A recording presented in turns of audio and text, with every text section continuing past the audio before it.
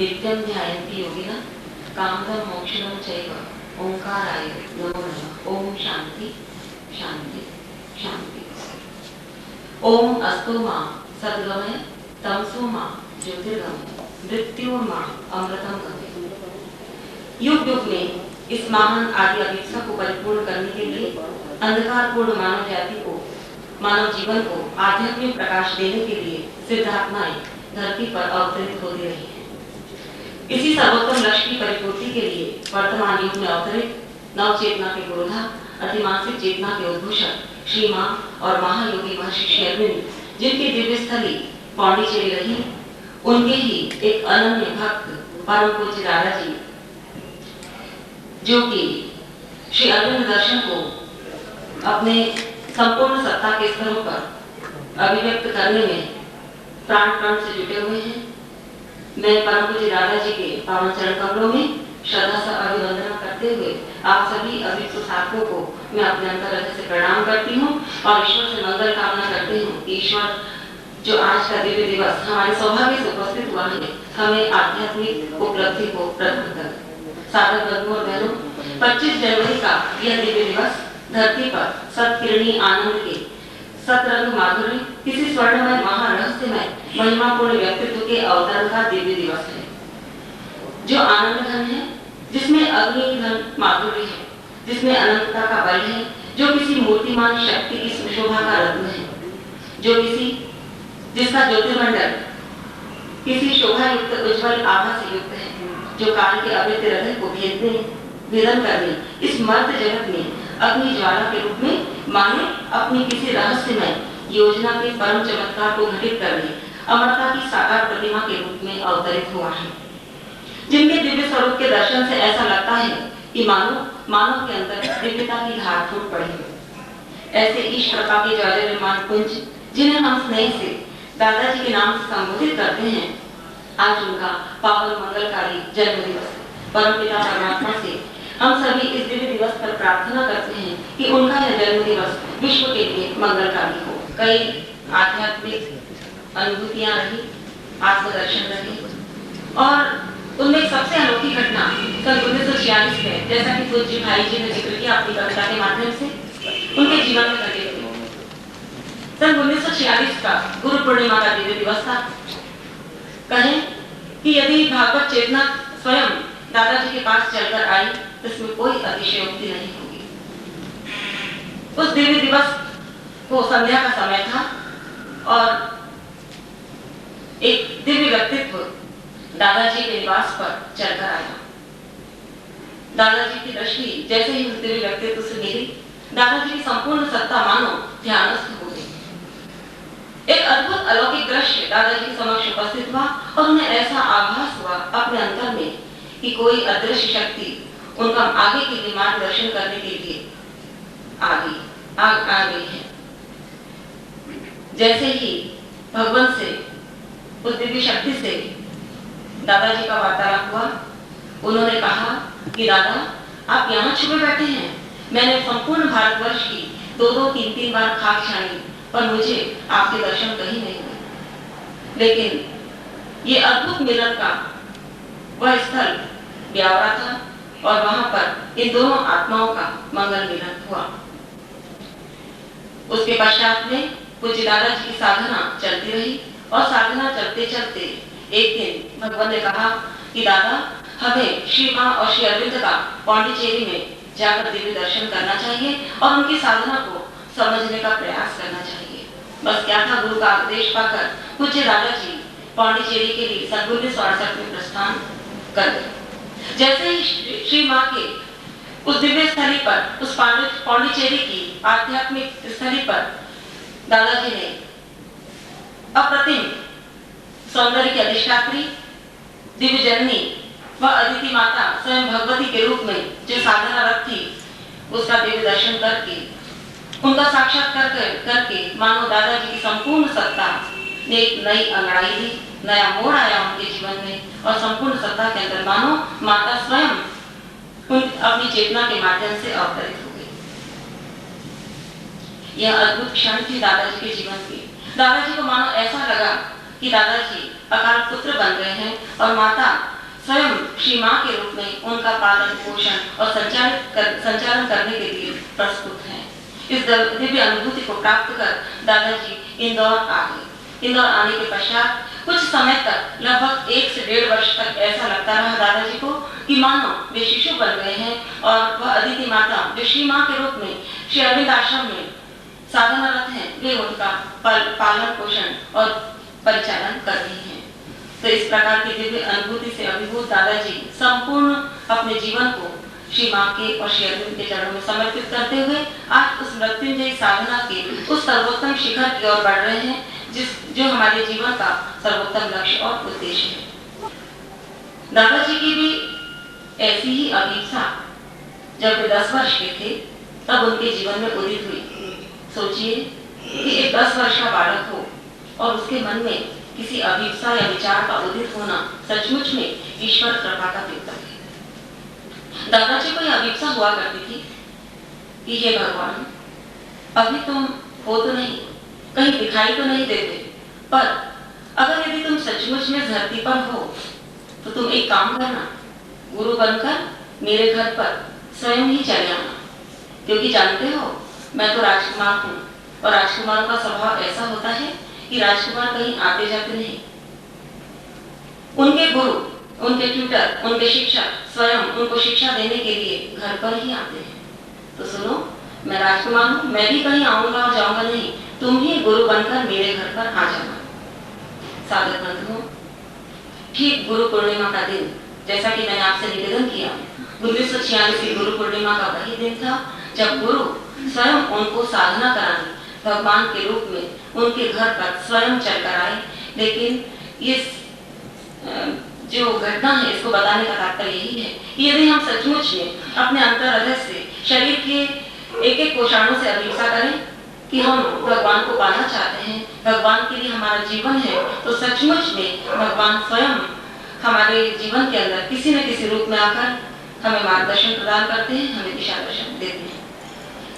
महायोगी महर्षि श्री अरविंद एवं श्री माँ का जो पूर्ण योग है, संपूर्ण सत्ता के दिव्य रूपांतरण और अतिमानसिक चेतना के अवतरण का योग है। परम पूज्य दादाजी जिस प्राणपण से सत्ता के इन चारों स्तरों से साधनारत है, सचमुच में धरती के इतिहास में अलौकिक है, अद्भुत है, अनोखी है।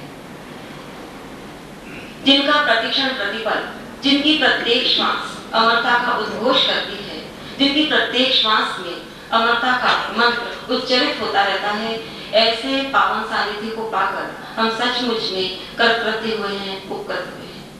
मैं पूज्य दादा से अनुरोध करूंगी कि आज के दिव्य दिवस पर जो हमारे लिए प्रेम, उत्साह और एकता का संदेश लेकर आया है, ऐसा आशीर्वाद प्रदान करें, ऐसा संकल्प हमारे लिए करें कि हम इसी जीवन में उस आध्यात्मिक चरम उपलब्धि को प्राप्त करें जो उपलब्धि आज आपने प्राप्त की है। परम पूज्य दादा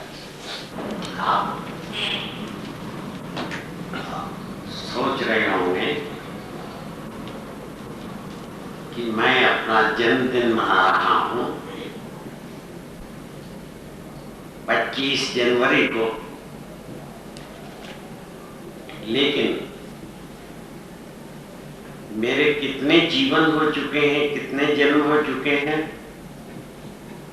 उनकी तिथियां कितनी भिन्न रही हैं और कहां से लेकर मैं कहां पहुंचा हूं,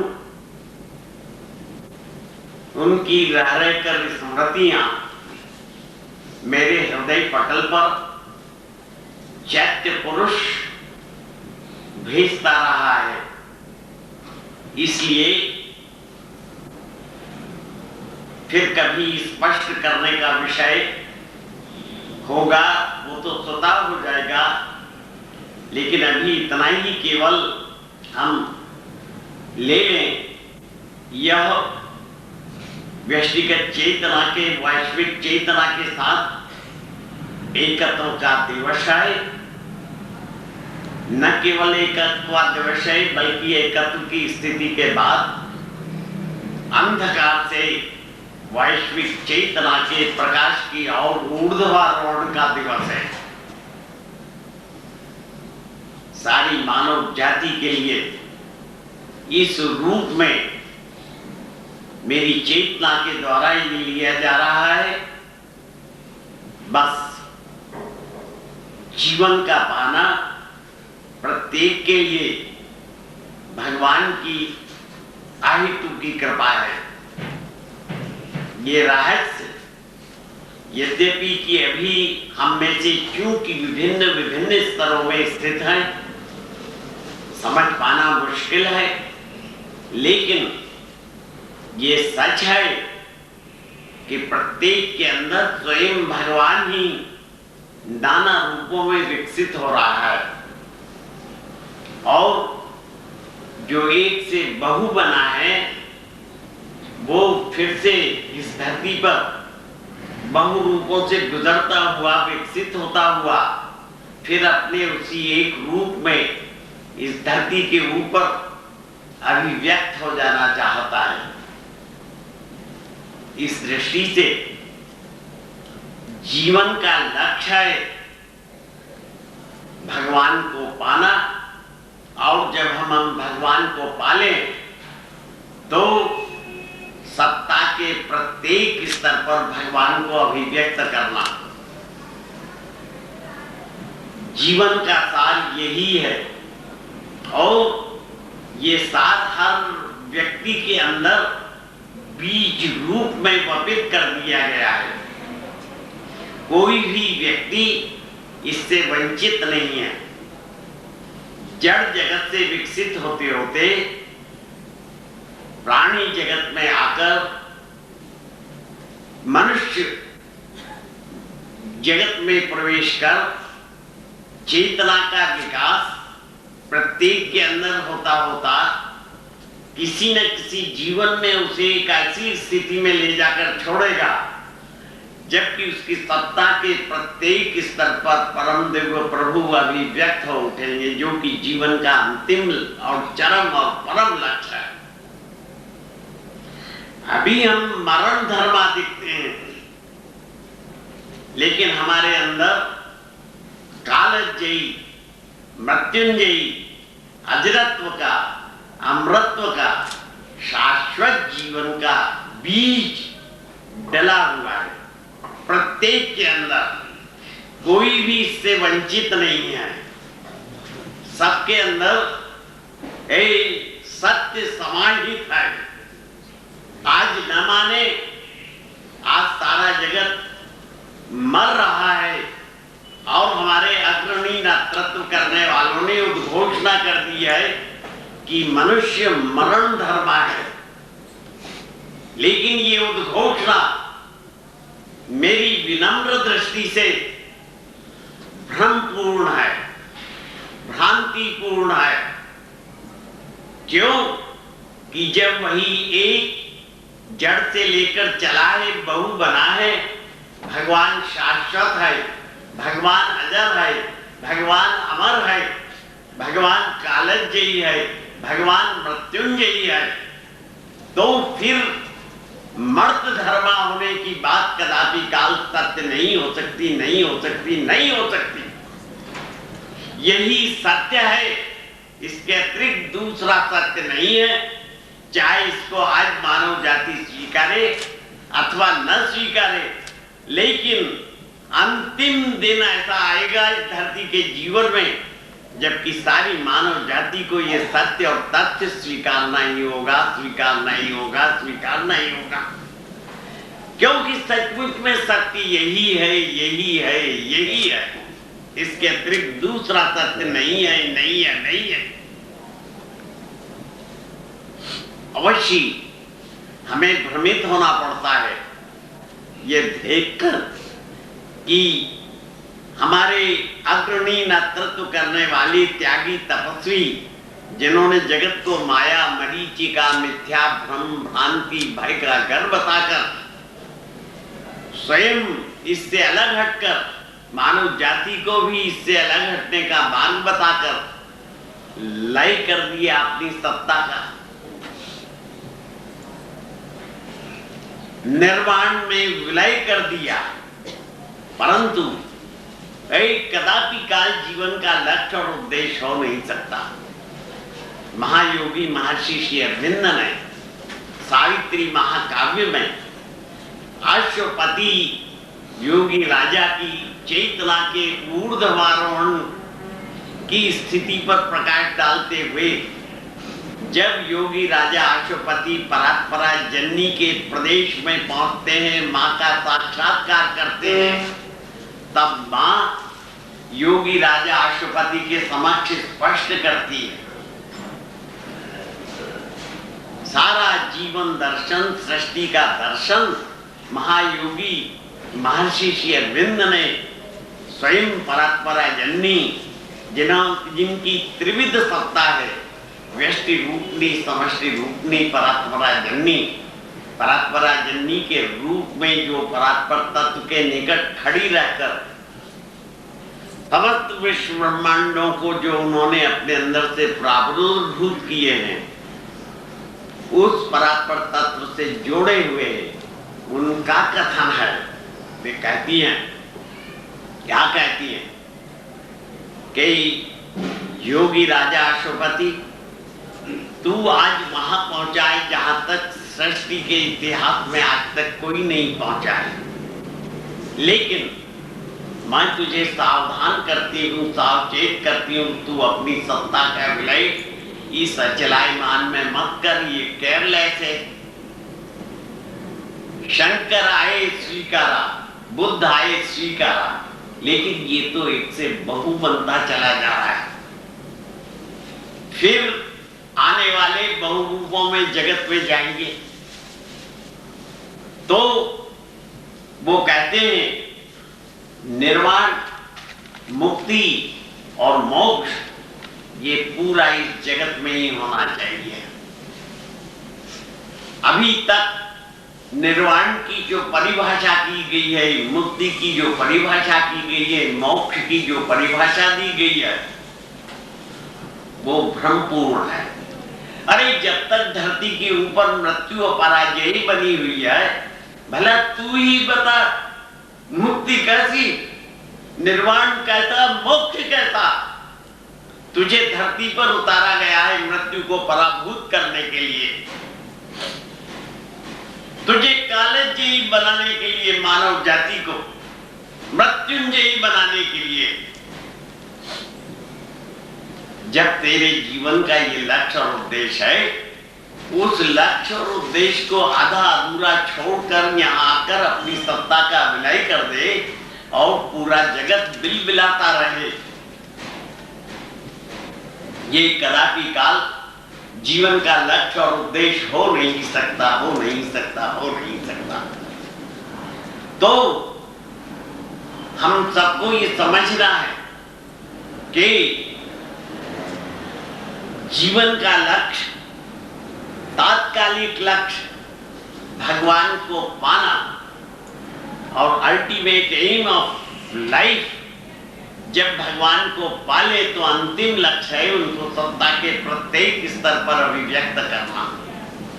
सत्ता का प्रत्येक स्तर हमारा है शरीर, शरीर को संचालित करने वाली प्राण शक्ति, प्राण के परे भाव केंद्र और मन, ये हमारे करण है इस अपरा प्रकृति में धरती पर काम करने के, कर्म करने के।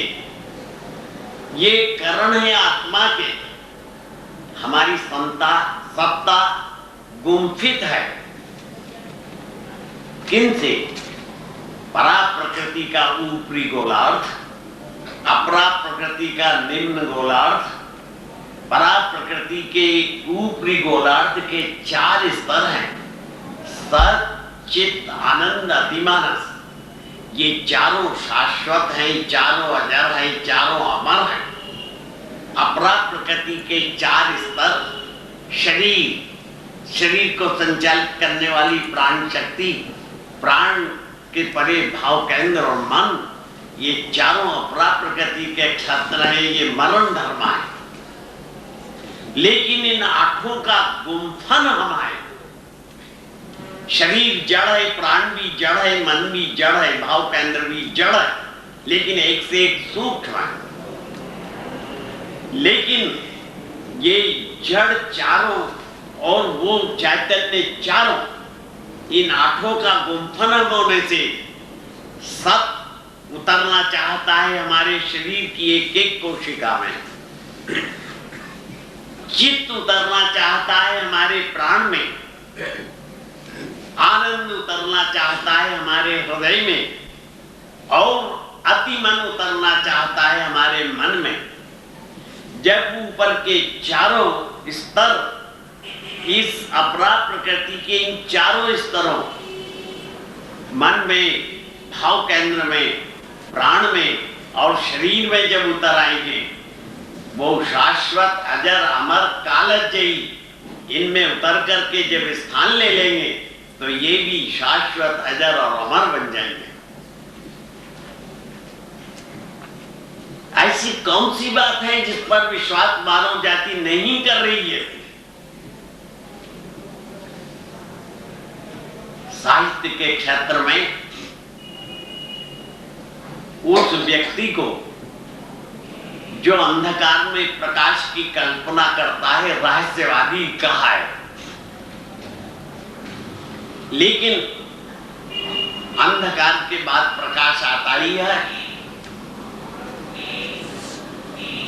ये तो कोई बहुत बड़ी बात नहीं है। मध्य रात्रि है, उषा का उदय होगा और उसके पश्चात सूर्योदय हो ही जाएगा। लेकिन महायोगी महर्षि श्री अरविंद ने इस मर्थ धर्माख्यात्र में, जगत में हजरत अमृत की कल्पना की है, जिस पर मानव जाति का विश्वास करना अभी मुश्किल है, कठिन है, बहुत मुश्किल है, बहुत कठिन है। इसे क्या कहा जाएगा? कौन सा रहस्यवाद कहेंगे? किसी के पास इसके लिए कोई उत्तर नहीं है। क्यों? अंधकार के बाद प्रकाश आता है, सारी मानव जाति स्वीकारती है। लेकिन ये कौन स्वीकारेगा जहां पूरी धरती को, धरती के अधिवासियों को, पूरे जगत को मर्त धर्मा कह दिया है। वहां पर महायोगी महर्षि श्री अरविंद ने वर्तमान युग में आविर्भूत होकर हजरत अमृत की स्थापना, शाश्वत जीवन की कल्पना और मृत्युंजयी जीवन की कल्पना, कालजयी जीवन की कल्पना की है। कौन विश्वास करेगा? कौन ऐसा वीर पुरुष है जो इस साहसिक सत्य और तथ्य को स्वीकार कर इस और अपने चरण बढ़ाएगा? मौत से वैसे ही कांप रहे सब के सब, मरे हुए हैं। जो इस सत्य और तथ्य को नहीं स्वीकारेंगे वो चलते हुए भी मुड़ते हैं, मुड़ते हैं, मुड़ते हैं।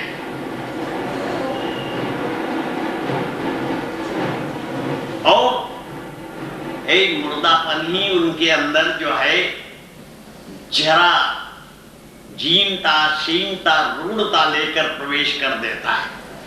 परिणाम स्वरूप वे मर जाते हैं। विचारी कमजोर दे दिया गया है मानव जाति को कि तुम्हारा भाग्य मरण धर्मा है। अरे जीवन तुम्हें इसलिए मिला है कि तुम जीवन का सदुपयोग कर भाग्य को पलट दो, बदल दो। जो मरण धर्मा भाग्य तुम लेकर आए उसको अमरण धर्मा कर दो। सुयोग मिला है, जीवन सुयोग है, सुयोग है, सुयोग है, पलायन करने के लिए नहीं है। इसी धरती पर रहकर, इसी जगत जीवन में रहकर जो तुम भरकर लाए हो, जिसे तुम प्रारब्ध कहते हो, जो तुम्हारे शरीर की एक एक कोशिका के अंदर भरा हुआ है, प्राण के अंदर भरा हुआ है, मन के अंदर भरा हुआ है, भाव केंद्र के अंदर भरा हुआ है, साधना के माध्यम से उसे व्यक्त करो। ये प्रोग्रामिंग है जिसे तुम लेकर आ रहे हो। इसको डीप्रोग्रामिंग कर दो।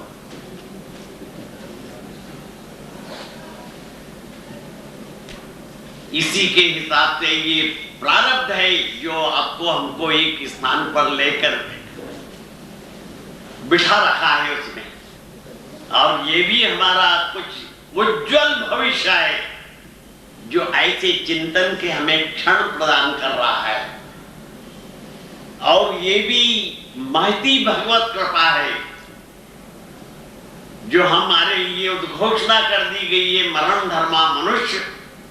वो मरण धर्मा मनुष्य अमरण धर्मा की बात सोच रहा है।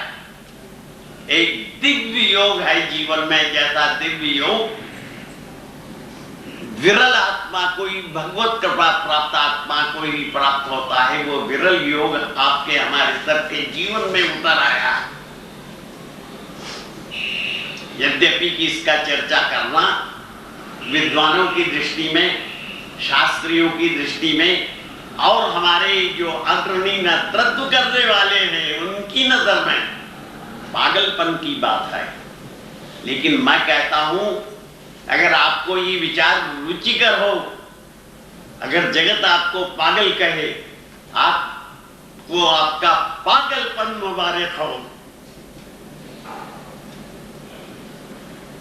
ये मुबारकबादी की बात है, ये आनंद की बात है, ये हर्ष की बात है। आपका जीवन आगे बढ़ते बढ़ते जरा की ओर जाते हुए रुक जाएगा। क्या होगा? स्थिर हो जाएगा। मन का रूपांतरण शुरू हो जाएगा, प्राण का रूपांतरण शुरू हो जाएगा, भाव केंद्र का रूपांतरण शुरू हो जाएगा, शरीर की एक एक कोशिका का रूपांतरण शुरू हो जाएगा। और तब आप देखेंगे कालांतर में, यदि आपकी साधना ने विशुद्ध स्वरूप ग्रहण कर लिया, आप इसी धरती पर इस सत्य और चरित्र को तर्तार्थ करते हुए नजर आएंगे कि मानव जो है अमरण धर्मा है, कालजयी है, मृत्युंजयी है। पर उसकी ललक अभीसा हो तब ना। आप तो सम्मान बैठे हैं, जो कहा गया है गूंगे बहरों की तरह से किसी की कोई अपनी तरफ से चिंतन करना नहीं। कह दिया गया मरण धर्मा, मरण धर्मा, मरण धर्मा। कैसे भागवत पुत्र और पुत्रियां, और कैसा तुम्हारा पिता। एक और भगवान को अपना पिता कहते हो, दूसरी और उसके संतति होने के नाते अपने आप को अजर अमर नहीं स्वीकारते। ये बहुत ही दयनीय स्थिति है हमारे समाज की। समाज माने मानव समाज, चाहे हिंदू हो, मुसलमान हो, सिख हो, जैन हो, ईसाई हो, पारसी हो, यहूदी हो, बौद्ध हो, सब एक है। सबके अंदर एक ही चेतना है, एक ही आत्मा है। ये विभाजन मानव की सीमित और संकीर्ण बुद्धि ने किया। उसके यहां कोई विभाजन नहीं है। इसी कारण 6 सृष्टियां प्रलय में चली गई। हम 7वीं सृष्टि में चल रहे हैं। असफल होकर चली गई 6, लेकिन ये 7वीं सृष्टि अब असफल होकर प्रलय में नहीं जाएगी। इसका त्राता, इसका संरक्षण धरती पर प्रकट हो चुका है महायोगी महर्षि के अंदर। विश्वास रखें, विश्वास रखें, कमर कसकर चल दे।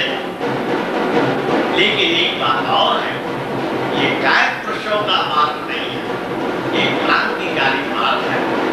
यहाँ काल का साम्राज्य है। काल के साम्राज्य में निडर निर्भय होकर उसे चलेगा, वही सत्य और तथ्य को स्वीकारेगा। नहीं तो काल उसे तपाएगा, कष्ट देगा। यो तो मार्ग है शूराणो नई कारणों काम रहे। कष्ट देगा, इतना कष्ट देगा काल, वो नहीं चाहेगा कि उसका साम्राज्य कोई हिला दे या उसके साम्राज्य में कोई क्रांतिकारी पैदा हो। तो निडर निर्भय होकर ही आप इस सत्य और तथ्य को स्वीकारते हुए आगे बढ़ सकेंगे, अपने को अजरत और अमृत की स्थिति में स्थित कर सकेंगे। देखिए, महायोगी महर्षि श्री अरविंद ने कहा है, A seed shall be sown in that tremendous hour, यही इसी पृथ्वी पर मृत्यु की इस घड़ी में, जबकि मृत्यु का समय चल रहा है, साम्राज्य चल रहा है, A seed shall be sown, एक बीज बो दिया जाएगा मृत्यु की भयावह घड़ी में। और क्या होगा? A plant of heaven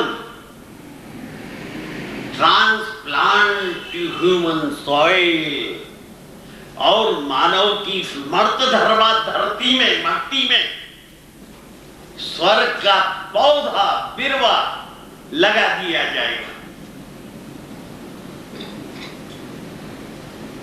आगे चल के कहते हैं, नेचर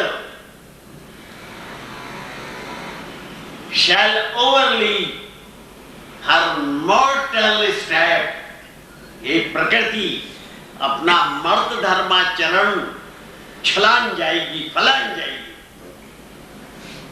आगे के सोपान पर अपना चरण रख देगी। आगे का सोपान कौन सा? जो अजरत और अमरत्व का है वो। आगे चल के कहते हैं, fate shall be changed by unchanging will,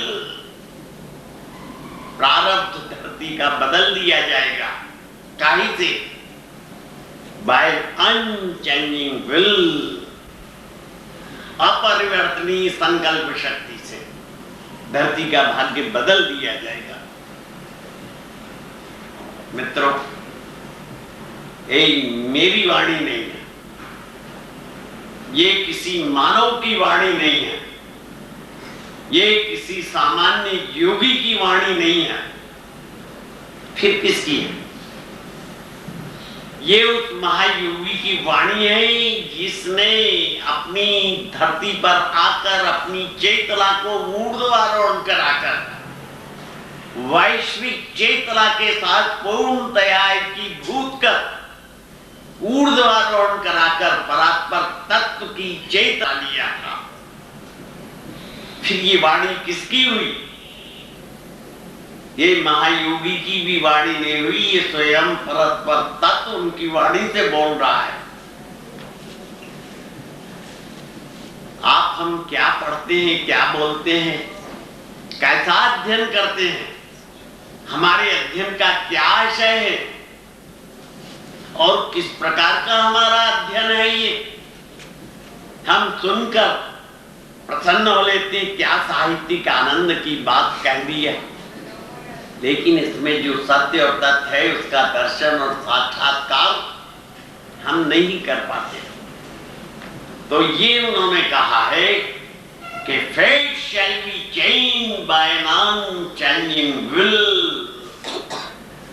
ये भावी मानव जाति के लिए कथन है कि महाप्रकृति का, समूची मानव जाति का भाग्य अनचेंजिंग विल, अपरिवर्तनीय संकल्प शक्ति बदल देगी।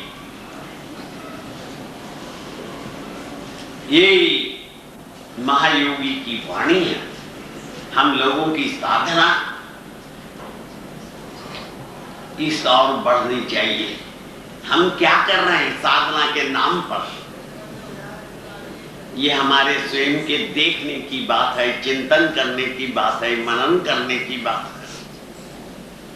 हम टटोलना भी नहीं जानते, सुन करके कि जरा देखे तो जीवन को, हमारे जीवन में हम क्या कर रहे हैं। श्री अरविंद ने सावित्री महाकाव्य में कहा है, वो चिंतन मनन का विषय है हम सब लोगों के लिए।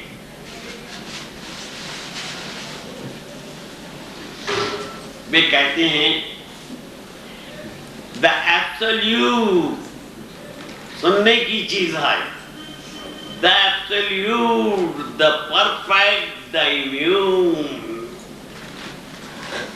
वो परम तत्व, वो पूर्ण सत्य, वह अविकारी प्रभु, जिसकी हम सब से माने यही नहीं, पूरी मानव जाति जिसकी उपासना करती है, वो the absolute, the perfect, the immune, one who is in us as our secret self, और वो परमेकम ही है भगवान, जो हमारे में हमारा द्वितीय जीवात्मा है,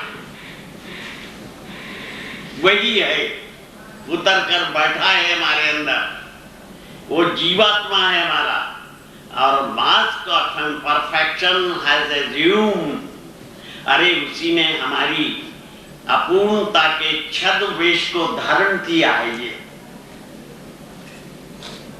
अभी हम अपूर्ण छद्मवेश धारण करके और विकसित हो रहा है हमारे अंदर से। अभी ये मरण धर्म है, मरण धर्मा का विकास अपने अंदर से करना चाहता है, धरती पर चमत्कार करना चाहता है कि किस तरह से भगवान एक दिन अभिव्यक्त हो उठेगा इस धरती के ऊपर। तो he has made his tenement of flesh his own, उसने हमारी जो मांसल देह को अपना निजी गेह बनाया है। एक सत्य है और तथ्य है जिसे हम सबको समझना है। उस परम दिव्य प्रभु ने मांसल देह को अपना निवास स्थल बनाया है, जो कालजयी मृत्युंजयी। क्यों? अपने कालजयी तत्व से, अपने मृत्युंजयी तत्व से प्रभावित कर देना किसको? इस नश्वर देह को, एक एक कोषाणु के अंदर, जिसके अंदर कंडेंस बनी हुई आत्मा सोई हुई है, उस आत्मा को जगा देना, वहां से जाकर के ओठ ओठ ओठ आत्मा, arise O soul and mind to its time and death, वक्त आ गया है, वो जागृत हो, काम कर और काल और मृत्यु को पराभूत कर। तो कहते हैं His image in the human measure का, अपने प्रतिबिंब को मानवीय सांचों में उसने ढाल दिया है। हर मानवी सांचे के अंदर उसी का प्रतिबिंब है, उसके अतिरिक्त और कुछ नहीं है। हमने श्लोक तो बहुत रट रखे हैं, सहस्र शीर्षा, सहस्र पुरुषा, सहस्राक्षा, सहस्रपादा। सामूहिक रूप से हम इसका पाठ भी करते हैं, लेकिन कितने मानते हैं? ऐ सहस्राक्ष उसी के हैं, सहस्र शीर्ष उसी के हैं, सहस्र चरण उसी के हैं। वही चल रहा है। ये ढांचे चलेंगे क्या जो निर्जीव खपच्चियों के बने हुए हैं? मनुष्य इतना भी नहीं सोच पाता, बुद्धि नहीं है उसमें। हमें यही नहीं मालूम, हम इसी को शरीर समझते हैं, हमारे 12 शरीर है, एक दो नहीं। उन 12 शरीरों में से 3 प्रमुख हैं। 3 प्रमुख कौन कौन से? कारण देह, प्रकाश का शरीर, सूक्ष्म देह जो इसी स्थूल ढांचे के अनुरूप है,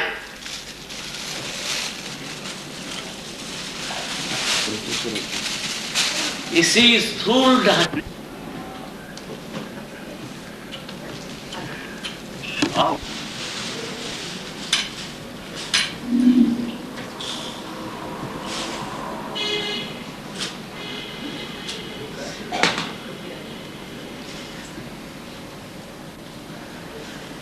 एक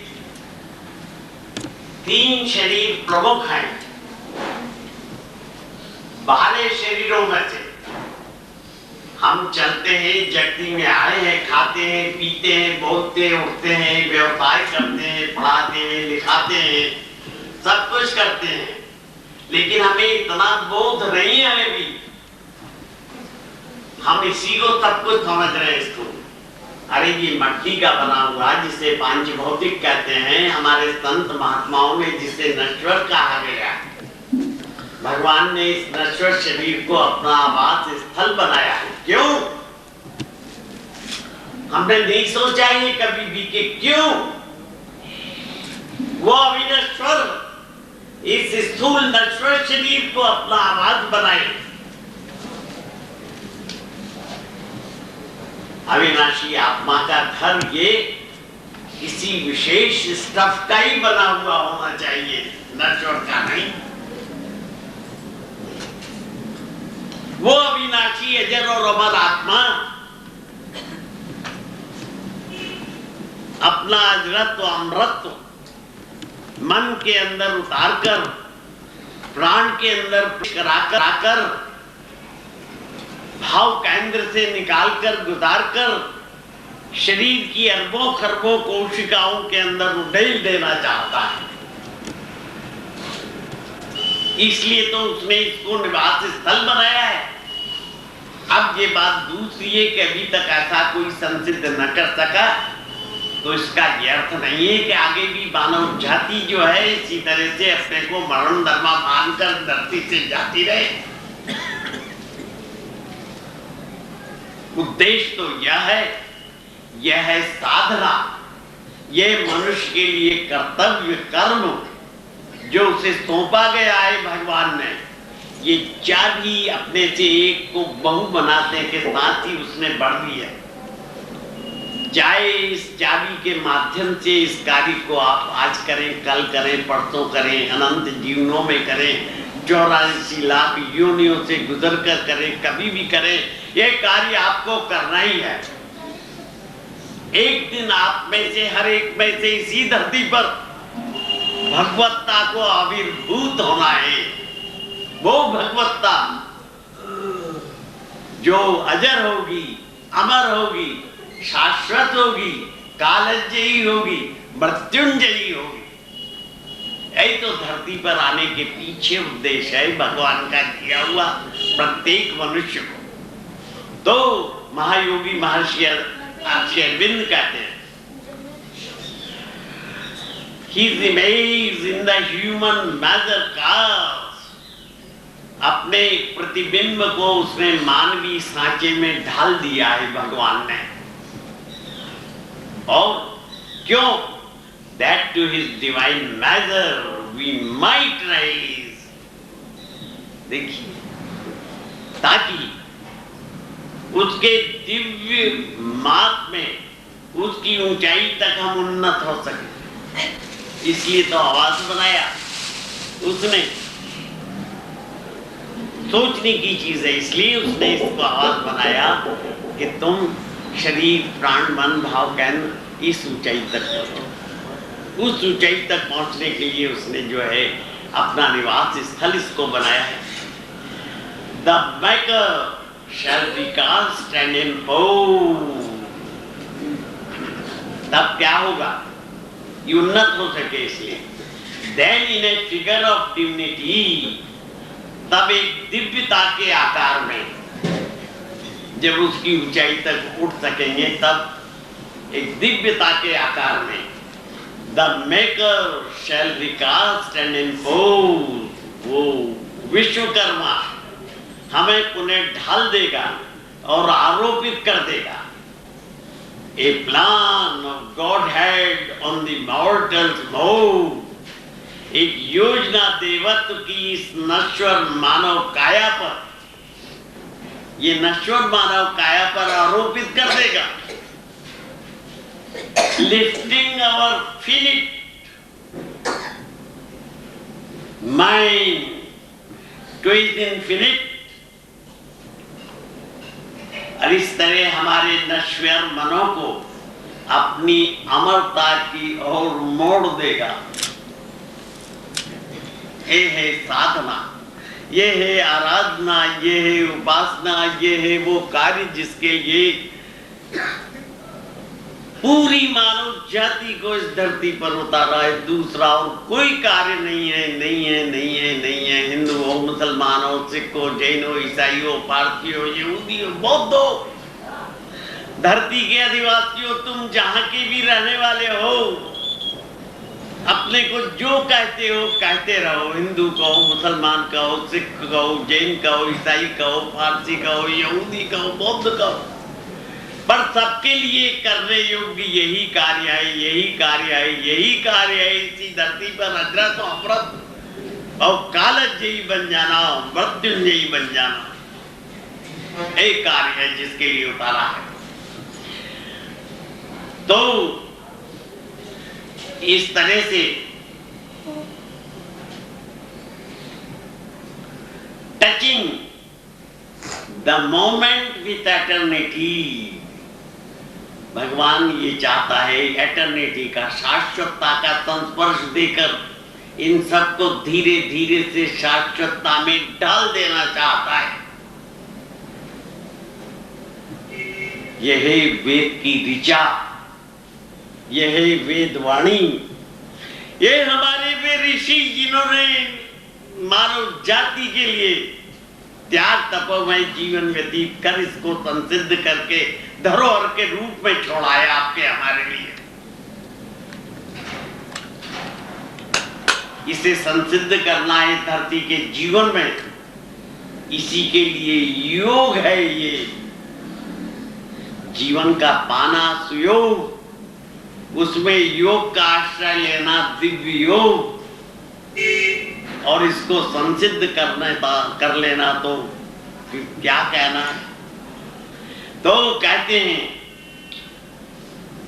this transfiguration is earth due to heaven, ये रूपांतर इस धरती को स्वर्ग से मिलने वाला एक देना पावना है, स्वर्ग से मिला है। भगवान कहते हैं, क्या कहते हैं, पारस्परिक ऋणुबंध है भगवान में और धरती में। A mutual deed binds mind to the supreme, पारस्परिक ऋणबंध भगवान का हमारा भूल गए। क्या है? भगवान ने कहा कि मनुष्यों, मैं मनुष्य बनता हूं, पहले सुनो, तुम्हारे लेवल पर उतरता हूं, लेकिन तुम जब मैं उतर आऊं तो तुम मनुष्य से भगवान बन जाना। That is the mutual date, ये पारस्परिक ऋणानुबंध है। लेकिन हम मनुष्य तो बन गए, लेकिन इसको चुकाना भूल गए। A mutual deed binds mind to the supreme, ये ऋणानुबंध है भगवान के बीच में, हमारे बीच में, जिसकी अदायगी के लिए आप हम सब इस धरती के ऊपर हैं। His nature we must put on as he put ours, उसकी प्रकृति को, किसकी? भगवान की प्रकृति को हमें धारण करना है, जैसा कि उसने मानव प्रकृति को धारण किया। His nature we must put on as he put ours. We are sons of God and must be one as he. हम सब भगवान के पुत्र पुत्रियां, और हमें उसी के समान होना है। कैसे भगवान के पुत्र पुत्रियां? वो अमरण धर्मा, हम मरे, इतना भी नहीं सोच पाते हैं। वो अजर अमर शाश्वत जीवन जीने वाला, और हम जरा मृत्यु से युक्त काल के क्षेत्र में उसका चना चबेना बन जाते हैं। We are sons of God and must be one as he. His human portion we must do divine. ये उसका जो मानवीय अंश है, मानवीय अंश कौन सा? शरीर, शरीर को संचालित करने वाली प्राण शक्ति, प्राण के परे मन और भाव केंद्र, इसमें जो है दैवत्व और दिव्यत्व की जागृति होनी ही चाहिए, होनी ही चाहिए, होनी ही चाहिए। ये अवश्यंभावी है, एक दिन होकर रहेगी, निश्चित है भगवान के यहाँ से, इसमें कोई भी संशय नहीं है। फर्क इतना ही है कि हम सब विभिन्न स्तरों पर स्थित हैं अभी विकास क्रम में, कोई कहां कोई कहां कोई कहां। लेकिन ये जो अपन पुनर्जन्म मानते हैं, क्यों मानते हैं? पुनर्जन्म का अर्थ ये कि जीवन यात्रा से गुजरते गुजरते अंतिम यात्रा में हम भगवत्ता की स्थिति में स्थित हो जाए इसी धरती के ऊपर। जो अंतिम जीवन होगा वो शाश्वत जीवन होगा, वो अजर जीवन होगा, अमर जीवन होगा, कालजयी जीवन होगा, मृत्युंजयी जीवन होगा। हमें सुयोग दिया है अपने प्रारब्ध को बदल देने के लिए। यहां पर कर्म तीन प्रकार के, संचित, प्रारब्ध और क्रियमाण। क्रियमाण तो वो जो हम वर्तमान में कर रहे हैं, प्रारब्ध वो जहां भंडार भरा है जिसमें से एक भाग हम लेकर के आए हैं। जब चले जाएंगे तो जो जीवन के सारे कर्म है वहां डाल देंगे, आगामी जीवन में उसमें से थोड़ा सा भाग लेकर के यहाँ व्यवसाय व्यापार करने के लिए धरती पर आएंगे। वो भंडार भरा हुआ है प्रारब्ध, उसमें से एक भाग लेकर के आए हैं जिससे ये करते हैं, वो संचित है। वहां पर संचित में से एक भाग वर्तमान जीवन के लिए प्रारब्ध, इससे हम यहाँ करते हैं फिर जाते हैं, वो संचित हो जाता है। मौका मिला है जीवन का, कि जीवन मौका देता है, हमको सहयोग देता है। मनुष्यों ये तुम आए हो ना, दिस इज प्रोग्रामिंग, ये प्रोग्रामिंग लेकर के आए हो तुम। इस प्रोग्रामिंग को डी प्रोग्रामिंग कर दो साधना के माध्यम से। शरीर की एक एक कोशिका में भरा है रोग, शोक, संताप, संताप, जरा, जीवता, क्षीणता, रुग्णता, मृत्यु। प्राण में इसी प्रकार का दिव्य वासनाएं, आकांक्षाएं, इच्छाएं भरी हुई हैं, मन में भरी हुई ये चीजें और भाव केंद्र में बनी हुई, इनको सबको रिक्त कर, उसके लिए जीवन है। लेकिन मनुष्य अपने बलबूते पर ये नहीं कर सकता। मनुष्य अपने बलबूते पर एक पूर्ण मनुष्य बन सकता है, परंतु ये कार्य भाग्य को बदलने का जो प्रोग्रामिंग लेकर आया है उसका डीप्रोग्रामिंग कर देने का, फिर रीप्रोग्रामिंग करने का मनुष्य नहीं कर सकता। उसके लिए परमा जननी का आवाहन करना पड़ेगा, उससे अनुबंध है हमारे धरती पर उतारने के साथ ही। मेरे वस्ताओं जाओ, अगर तुम्हें वहां पर कोई कठिनाई आए मेरा आवाहन करना, मैं सहायता देने के लिए तैयार हूं। वो सहायता देने के लिए हमारे आह्वान पर उतर आती है और उतर कर हमारे जीवात्मा जो ऊपर से ये अध्यक्षता करता है और जिस जीवात्मा का प्रतिनिधि पुरुष चैत्यात्मा हमारे अंतर में विराजमान है, ये इसको सहायता, इससे पूछताछ करते हैं। पूछताछ करके जो आवश्यक सहायता होती है शरीर की कोशिकाओं को, प्राण को, मन को, भाव केंद्र को देते हैं। ये तो सब जब वो शक्ति दृष्टिपात करती है तो हमारी कोशिकाएं रिक्त करती हैं, हमारा प्राण रिक्त करता है जो भर कर लाया है, हमारा भाव केंद्र रिक्त करता है, हमारा मन रिक्त करता है। देखते देखते ये सब रिक्त कर देते हैं। देखिए भाग्य बदलने की प्रक्रिया महायोगी की वाणी है, परात्पर तत्व की वाणी है। Fate shall be changed by an unchanging will। एक परिवर्तनीय संकल्प मानव के भाग्य को बदल देगा, बदल देगा, बदल देगा। ये महाशक्ति उतर कर दृष्टिपात कर मन प्राण भाव केंद्र पर दबाव डालकर, प्रेशर डालकर इनको रिक्त करने के लिए बाध्य कर देती है।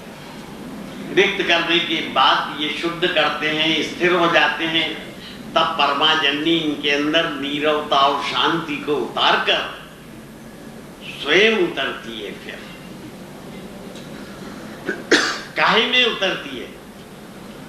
अपनी सहायक शक्तियों के साथ हमारे शरीर में, हमारे प्राण में, हमारे मन में, हमारे भाव केंद्र में जब ये शक्तियां उतरती है, शाश्वत, अजर और अमर,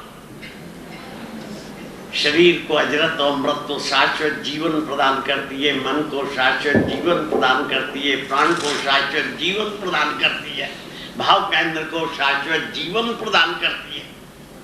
ये शक्ति का आवाहन मानव जाति को आज शक्ति की उपासना की आवश्यकता है। मेरे ऊपर विचार मत कीजिए मैं क्या बोल रहा हूं, लेकिन मैं इस समय बंदी बना हुआ हूं काल का। उसने मुझे क्रांतिकारी घोषित कर दिया है, पकड़ने के लिए पारितोषिक भी उसने घोषित कर रखा है, परंतु अभी तक कोई पकड़ नहीं सका है। तो मित्रों, ये सत्य और तथ्य हमें समझना है। श्री अरविंद ने सावित्री महाकाव्य में कहा है, "A death bound little nurse is not all we are." मृत्युबद्ध शुद्धता मात्र ही हमारे सारे जीवन का इसी व्रत नहीं है। "A death bound little nurse is not all we are." Immortal or forgotten vast nurses, अरे हमारी विस्मृता ऊंचाइयां अजर और अमर है, ये मनुष्यों को कहा गया है। Immortal or forgotten vastnesses await discovery in our summit times. हमारी प्रतीक्षा कर रही है कि हम खोज करते करते साधना के माध्यम से उन तक पहुंचे और पहुंच करके उनको आमंत्रित करें कि भगवती अजरते अमरते अमरे यहाँ क्यों विराजमान हो, उतरो नीचे। वे हमारे इस निमंत्रण को स्वीकार कर हमारे अंदर उतरेगी, शरीर में, प्राण में, मन में, भाव के अंदर, और इनको सबको अजरत व अमृत को प्रदान करेंगे। ये उद्देश्य है। तो इतना, इसके लिए हमें क्या करना होगा इस धरती पर, अभी तक हमने नहीं सीखा है, वो सीखना होगा। भूल गए हैं। All here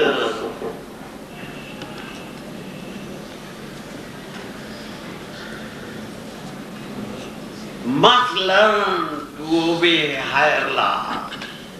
हमको सबको जो अपरा प्रकृति के क्षेत्र में है, यहाँ इस धरती के ऊपर, उस परा प्रकृति के नियम को, विधान को यहाँ सीखना होगा, लागू करना होगा इस धरती के ऊपर। Our body cells must hold the immortal flame. हमारे शरीर की जो कोशिकाएं, इन शरीर की कोशिकाओं के क्या करना होगा, अजर अमर ज्वाला को धारण करना होगा। Our body cells must hold the immortal flame. और अगर नहीं करेंगे तो वो कहते, मनुष्य तुम ही जानो आत्मा ने ये रचना क्यों रखी, ऊपर से अध्यक्षता क्यों कर रहा है, तुम्हारे ऊपर अपना प्रतिनिधि तुम्हारे अंदर क्यों बिठाया है। और else would the spirit return alone its source, अगर तुम ऐसा नहीं करोगे, ये नहीं सीखोगे, तो आत्मा आपसे जय श्री कृष्ण, जय राम जी की करके और अपने आप चल देगा कि चलो रहो, काल के गाल में पड़ते रहो। हम क्या करें, हमने तो प्रयत्न किया, जीवन में आकर के मौका दिया कि तुम जीवन में हजरत और अमृत को संसिद्ध करके शाश्वत जीवन जियोगे, आत्मा जो है चला जाएगा। तो ये आज आपके हमारे मिलन का जन्मदिन मनाने का नहीं, ऐ शाश्वत जीवन, अजर जीवन, अमर जीवन, कालजयी जीवन, मृत्युंजयी जीवन जीने की योजना को प्रारूप देना है मानव जाति को। इस अजरत और मृत्यु की स्थिति में स्थिर करना है और घोषणा कर देना है पूरे विश्व में कि मनुष्यों, तुम कालज्ञ नहीं हो, अभी तुम्हें उद्घोषित ऐसा ही कर दिया है, तुम मरण धर्मा हो। तो ऐसी मानव जाति को कहना है तुम अमरण धर्मा हो, तुम कालज्ञ हो, तुम मृत्युंजयी हो। महाप्रकृति स्वयं प्रयत्न कर रही है, अवश्य वो असफल हुई है, पर क्या आप ऐसा समझते हैं कि ये महाप्रकृति क्या सदैव के लिए अभिशप्त है? असफल होने के लिए ही, सफल होगी ही नहीं। आपका हमारा सहयोग अगर उसे मिलेगा, अवश्य एक दिन वो सफलता प्राप्त करेगी और मानव जाति को कालज्ञयी मृत्युंजयी बनाएगी। अंत में धन्यवाद, बहुत बहुत उस भगवान को जिन्होंने हमें यहाँ इस भूमिका पर एकत्र कर अपने बीच में अपने इन दिव्य विचारों को, शाश्वत विचारों को, मृत्युंजयी कालज्ञयी विचारों को उतारा। सच मानिए, जैसे आप सुन रहे हैं ऐसे मैं भी उसके विचारों को सुनने वाला ही हूँ। लग रहा है आपको कि शायद मैं बोल रहा हूँ, लेकिन ये भ्रम है, ये मैं नहीं हूँ जो बोल रहा हूँ, बोलने वाला कोई और है।